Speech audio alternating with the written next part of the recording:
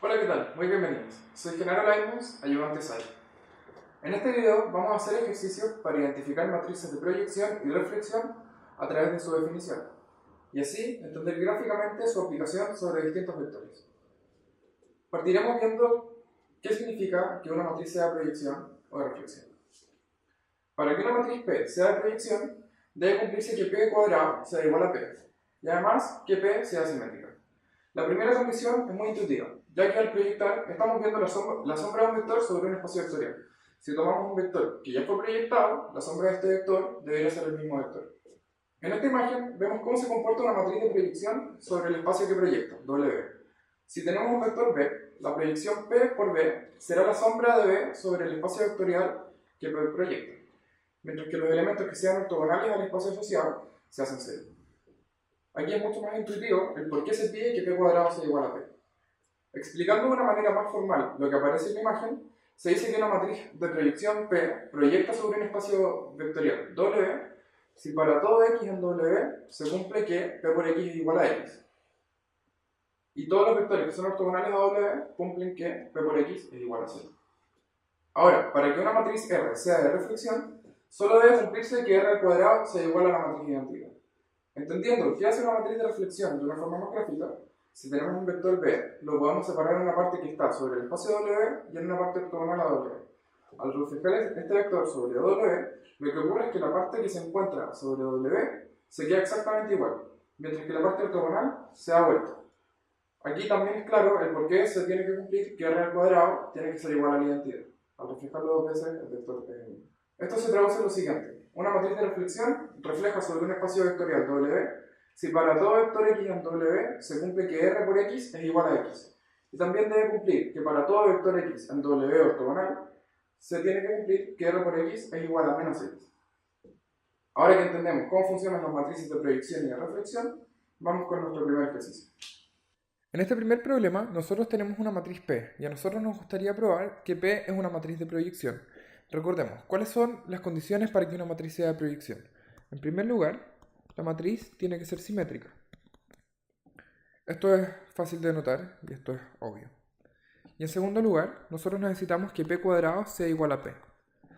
Para esto nosotros tenemos que calcular cuánto vale P cuadrado. Entonces, P cuadrado va a ser lo mismo que 1 dividido en 36 por la matriz 1 menos 1, 2, menos 1, 1, menos 2, 2 menos 2, 4. Y la multiplicamos por sí misma. Menos 1, 1, menos 2, 2 menos 2, 4. Obteniendo la multiplicación, notamos que esto es lo mismo que 1 partido en 36 por la matriz 6 menos 6, 12, menos 6, 6, menos 12, y 12 menos 12, 24. Y dividiendo todas las coordenadas por 6, obtenemos que esto va a ser lo mismo que un sexto por 1 menos 1, 2, menos 1, 1, menos 2, 2 menos 2, 4. Por lo tanto, P es una matriz de proyección. Si es que ahora a nosotros nos interesa saber sobre qué espacios proyecta P, nosotros tenemos que saber cuál es la imagen de P. Es decir, nosotros tenemos un conjunto, llamémosle W. Entonces nos gustaría saber qué vectores se mantienen dentro del conjunto y qué vectores son ortogonales al conjunto. Los vectores que se quedan dentro del conjunto van a ser todos los vectores que están en la imagen de P, pues P proyecta sobre W y por lo tanto su imagen es W. Y los vectores que son ortogonales son todos los vectores que al multiplicarlos por P se hacen cero. Es decir, W va a ser la imagen de P y el conjunto ortogonal va a ser el ker de P. Por lo tanto, nosotros tenemos que tomar P y pivotearla. Es decir, consideramos la matriz 1 menos 1, 2, menos 1, 1, menos 2 y 2 menos 2, 4.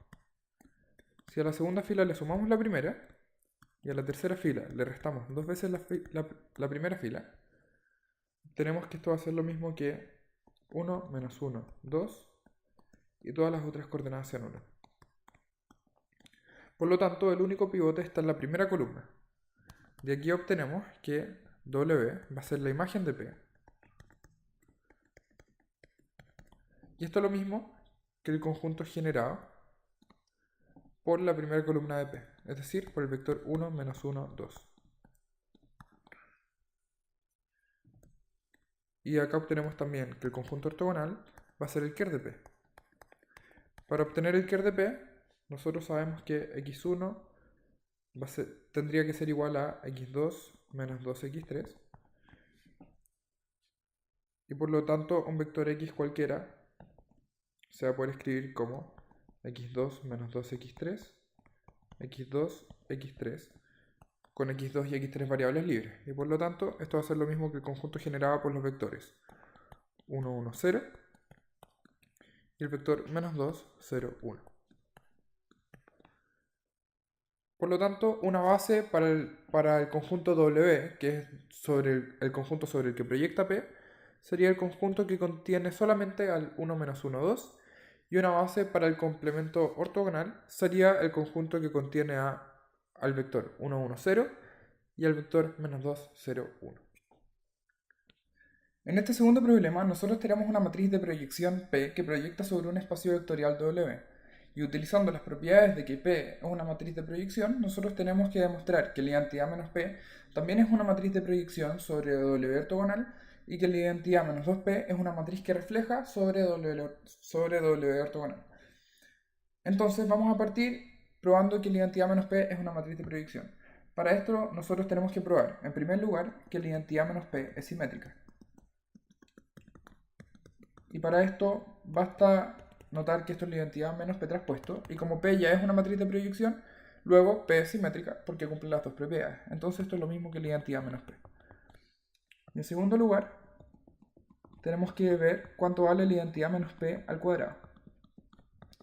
Esto va a ser lo mismo que la identidad menos P más P cuadrado. Esto va a ser lo mismo que la identidad menos 2P más P. P cuadrado se convirtió en P porque P es una matriz de proyección y por lo tanto P al cuadrado es igual a P. Y esto va a ser lo mismo que la identidad menos P. Y como se cumplen estas dos propiedades, nosotros concluimos que la identidad menos P es una matriz de proyección. Ahora, para ver que efectivamente proyecta sobre W ortogonal, nosotros tenemos que tomar un vector que esté en W ortogonal, o sea, sea X en W ortogonal. Y nosotros nos interesa que la identidad menos P deje X exactamente igual. Por lo tanto, nosotros tenemos ahí que la identidad menos P por X va a ser lo mismo que X menos P por X. Pero como P proyecta sobre W, luego P por X se hace 0.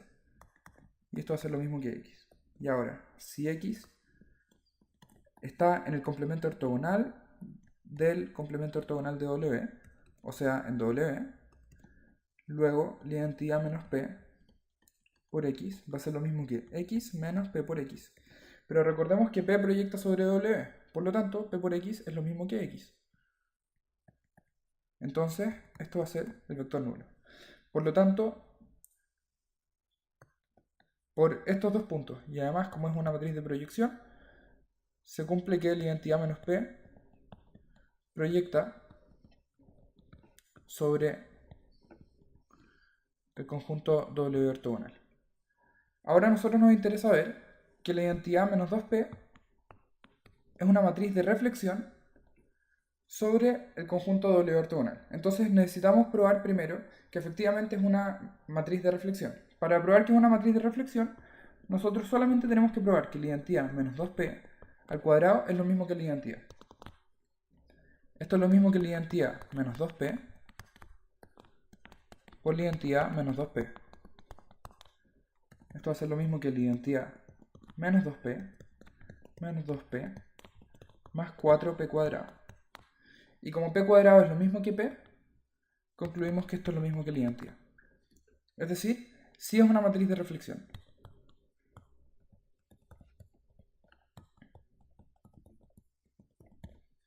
Ahora, para ver que efectivamente está reflejando sobre W ortogonal, a nosotros nos interesa que un vector que ya está en W ortogonal lo deje igual.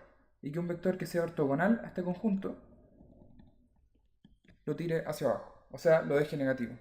Y de esta manera, un vector que sea una combinación lineal de estos dos lo va a reflejar con respecto a este conjunto. Entonces nosotros solamente tenemos que ver si X pertenece a W ortogonal, luego la identidad menos 2P por X va a ser lo mismo que X menos 2P por X. Y por el mismo argumento anterior, como X está en W ortogonal y como P proyecta sobre W, esto va a ser lo mismo que X porque este vector se hace 0. Y ahora, si X está en W, o sea, en el ortogonal del ortogonal, tenemos que la identidad menos 2P por X va a ser lo mismo que X menos 2P por X. Pero como ya está en W, esto va a ser lo mismo que X. O sea, esto va a ser menos X. Por lo tanto, como es una matriz de reflexión, y además como se cumplen estos dos puntos, se concluye que la identidad menos 2P refleja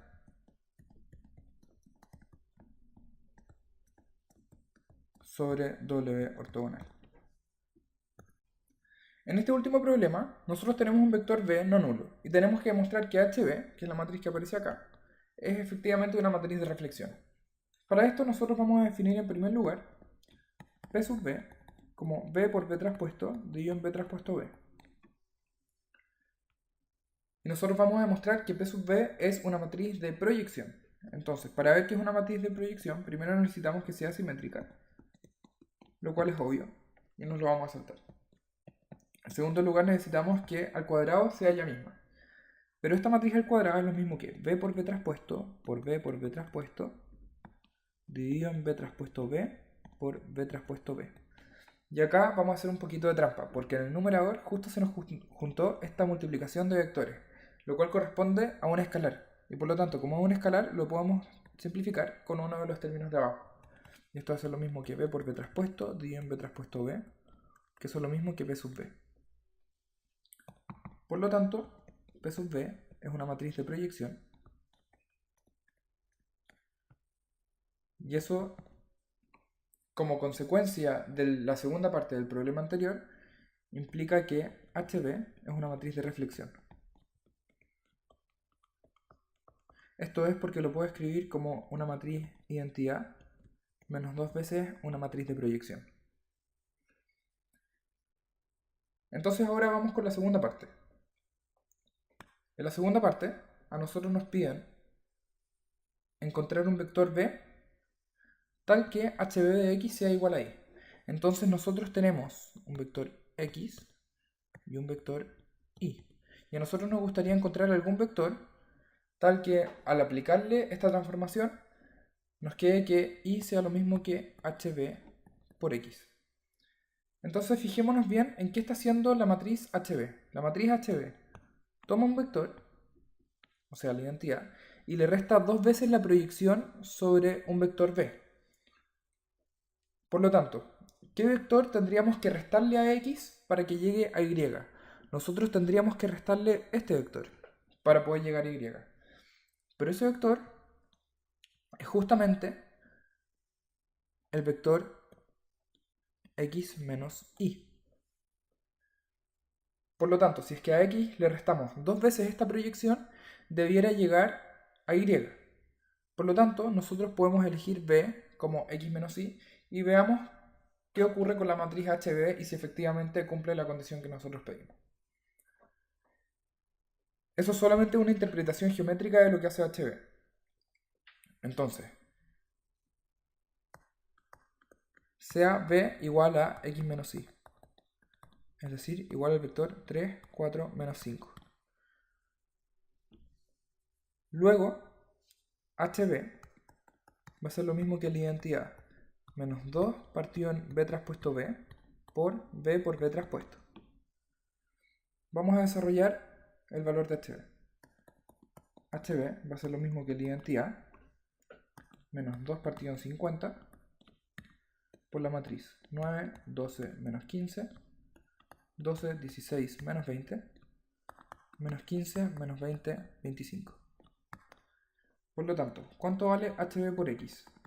Esto va a ser lo mismo que el vector X menos 1 partido en 25 por la matriz 9, 12, menos 15, 12, 16, menos 20, y menos 15, menos 20, 25.